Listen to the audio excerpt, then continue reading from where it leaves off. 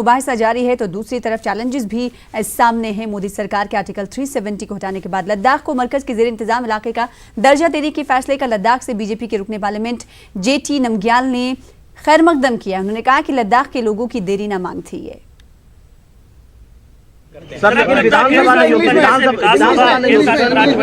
केंद्र शासित बनने से विकास तो होगा ही, क्योंकि लद्दाख वाले हमेशा देशभक्त आज तक रहा है, इसका कोई सर्टिफिकेट किसी को देने की जरूरत नहीं है। और लद्दाख वाले ने हमेशा चाहा है कि भारत सरकार के साथ डायरेक्ट जुड़े, इसलिए हमने यूनियन टेरिटोरी का मांग किया है। अब लद्दाख का तो विकास होगा ही होगा, साथ ही साथ देश के सीमा सुरक्षा के लिए और एक जोर बल मिलेगा, क्योंकि लद्दाख चाहते थे कि एक यूनियन टेरिटोरी बने, फ्री लद्दाख फ्रॉम कश्मीर हो।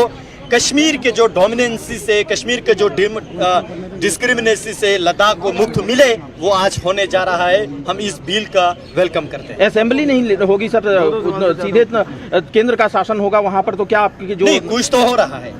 अभी तक जिन्होंने इसका सुनवाई नहीं किया, पिछले 65 साल तक जिन्होंने इस डिमांड का सुनवाई नहीं किया, लेकिन आज इस बात का सुनवाई तो हो रहा है। हम इसका वेलकम करते हैं। एक आखिरी सवाल है सर, लेकिन जम्मू कश्मीर की जो रीजनल पार्टियां हैं उनकी तरफ से जो रिएक्शन आ रहा है, चाहे उमर अब्दुल्ला हो, महबूबा मुफ्ती हो, फारूक अब्दुल्ला, जो रिएक्शन दे रहे हैं, क्या कहेंगे? नहीं, उनको आपको पता है वहाँ पारिवारिक पार्टी है, न देश के हित में वो लोग नहीं सोचेंगे, न जम्मू कश्मीर के विकास के बारे में नहीं सोचेंगे। उनको अपना फैमिली बिजनेस चलाना है, तो उसी को लेके वक्तव्य दे रहा है। ये पूरे भारतवर्ष के हर नागरिक जानते हैं। उधर जम्मू कश्मीर पीपुल्स मूवमेंट के सदर शाह फैसल ने मरकज के फैसले को धोखे से ताबीर किया। इन्होंने लोगों से अमन बनाए रखने की अपील करते हुए कहा कि वो जद्दोजहद जारी रखेंगे। आज हमारे साथ काफ़ी दिनों से बात की जा रही थी कि इन प्रोविजंस के साथ कुछ नहीं किया जा सकता, बिकॉज कॉन्स्टिट्यूशन की अंडरस्टैंडिंग जिन लोगों को भी है वो ये मानते हैं कि कॉन्स्टिट्यूशन के इन आर्टिकल्स को हटाना किसी के बस में भी नहीं है। लेकिन कोई पॉलिटिकल पार्टी ज़्यादती करे, इलीगल तरीके से इन चीज़ों को ख़त्म करे, उसमें फिर नाइंसाफ़ी का जो पहलू आता है, और जब भी किसी कौम के साथ नाइंसाफ़ी हो जाती है वो कौम कभी खामोश नहीं रहती है। मैं अपील करना चाहूँगा पीपल ऑफ इंडिया को, और जो इनके रिप्रेजेंटेटिव्स पार्लियामेंट में इस टाइम बैठे हुए हैं, खासकर जो इस वक्त राज्यसभा में बैठे हुए हैं, अपोजिशन के सारे मेंबर्स से मैं एक अर्जेंट अपील कर रहा हूं कि एक मौका आया है आपको कॉन्स्टिट्यूशन के सबवर्जन को बचाने के लिए। ये तारीखी क्लॉजेस हैं, आर्टिकल 370 को इस तरह से नहीं हटाया जा सकता।